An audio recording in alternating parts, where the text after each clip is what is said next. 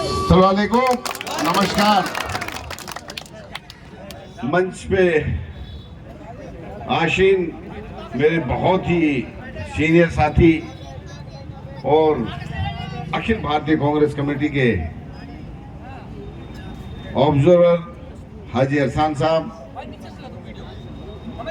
सम्मानित मंच, सभी पत्रकार बंधुओं, खासकर नौजवान साथियों, पिता समान बुजुर्गों, प्यारे बच्चों, सबसे पहले मैं ये तिगरा गांव का धन्यवाद करता हूं। ये मेरा बहुत ही फेवरेट गांव है।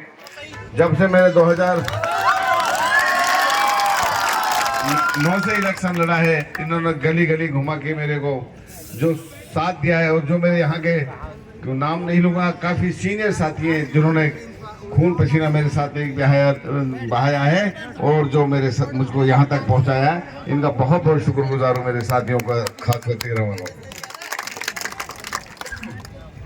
मैं मेरे से पहले सभी वक्ताओं ने अपनी बातें कह दी। ये रेड बुल काम करके बैठा है, ठीक है, तो ज्यादा कुछ कहने को है नहीं। हाँ, इतना जरूर कहूंगा कि इलेक्शन चल रहा है, इसका 5 साल इंतजार रहता है। 2019 में आपने लोग मुझे यहाँ से 37,500 से एमएलए बना के भेजा था, और ये उस टाइम भी हरियाणा में सबसे पहले सर्टिफिकेट मिलने का काम आप लोगों ने कराया था, मुझको वो दिन याद है आज तक। और अब फिर दोबारा इलेक्शन आ गया। आप लोगों ने 10 साल में क्या खोया, क्या पाया? भाजपा की 10 साल सरकार रही, कितने डर के साए में मेरे नौजवान साथी माताएं बहनें रही, आप लोगों से कुछ छुपा नहीं है। यहाँ मेवात की बात नहीं, पूरे हिंदुस्तान की बात करता हूं मैं।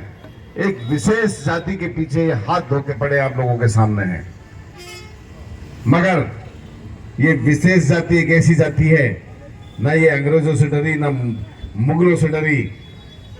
ये तो चीज क्या है जिनसे ये हमारे साथी डरने वाले नहीं है, कितना ही जोर ये लगा ले। मैं जब विधानसभा चुन के भेजा था, नया नया एमएलए था, घर में कोई राजनीति सीखी नहीं, जो मनवाया वो काम करता रहा, और करते करते ऐसी विधानसभा में सारी बात उठाई, आते आते जेल भी पहुंच गया। ठीक, मगर किस लिए? जब आप लोगों के ऊपर जाति और जुल्म ढा रहे थे ये लोग, आप लोगों को घर से निकलने नहीं दे रहे थे ये लोग, मजबूरन मुझे अपनी आवाज विधानसभा में बुलंद करनी पड़ी, और जो बुलंद की थी, मानता हूं बच्चों, परेशानी आती है, हमारी नीयत ये नहीं थी, और ना कभी किसी के खिलाफ। 36 बरादरी के लिए काम करते हैं, 36 बरादरी की बात करेंगे, उसमें कोई भी कौम हो, किसी के भी साथ 36 बरादरी के साथ अन्याय होगा, इंशाल्लाह वो विधानसभा में वो बात गुजरेगी। आप लोग ये देख रहे हो विकास का कोई मेवात में, अरसान साहब आपने भी देखे होगा, कोई विकास नहीं है यहाँ। कोई बाहर से आदमी आ जाता तो ठहरने की जगह नहीं है, कहीं इंडस्ट्रियल एरिया नहीं है, बच्चों को जो नौकरियां नहीं है, किसानों के लिए कोई ऐसी नहर नहीं है जिससे अपने जंगलों को भर सकें।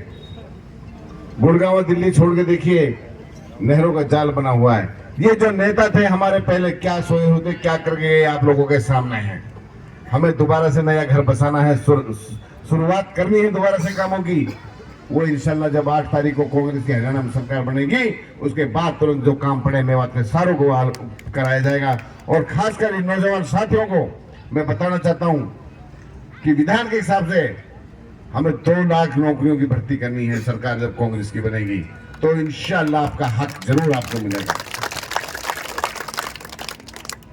बाकी मैं इतना कहूंगा, ज्यादा नहीं लूंगा टाइम, काफी लेट चल रहा हूं, कि आप मेरे हो, मैं आपका हूं। आप हमेशा मेरे सुख दुख में खड़े रहो, खासकर नौजवानियों ने मेरे कंधा से कंधा मिला के चले हैं। चाहे मैं कहीं भी रहा हूं, जितनी दुआएं मेरी ख्याल से हिंदुस्तान में आपको भाई को मिली होंगी, किसी को मुश्किल से मिली होंगी, माता होगा आपकी दुआ, उन्हीं दुआओं के बदौलत आपका भाई आपके बीच में है। नहीं, आपके भाई के ऊपर कोई कसर इन्होंने छोड़ी नहीं थी, मगर ऊपर वाला के देर है अंधेर नहीं है, इंसाफ देगा। जो गलत होगा अल्लाह ताला उसको जरूर इंसाफ देगा, जरूर न्याय देगा। आप लोग घबराओ मत, मैं आपके साथ खड़ा हूं। इंशाल्लाह कांग्रेस सरकार बनने जा रही है। तुम मुझे ताकत दो, जितने भी मसले मैं परेशानी सब हम सब ने उठाई, इंशाल्लाह उसको सबको हल करने की मैं मुख्यमंत्री से कोशिश कराऊंगा ताकि हमारे सब भाई सुरक्षित रहे, हम सुरक्षित रहे। ये आज 6-8 गांवों का प्रोग्राम है, अभी दूसरा ही प्रोग्राम है। तो आप गांव-गांव जाके, घर-घर जाके आपको प्रचार करना है। मैनिफेस्टो हमने लॉन्च किया है, ये मेरे साथी होंगे गाड़ी में, मैनिफेस्टो पेपर रखे, वो सब बांट दें जो सुन रहा हूं मेरी बात को।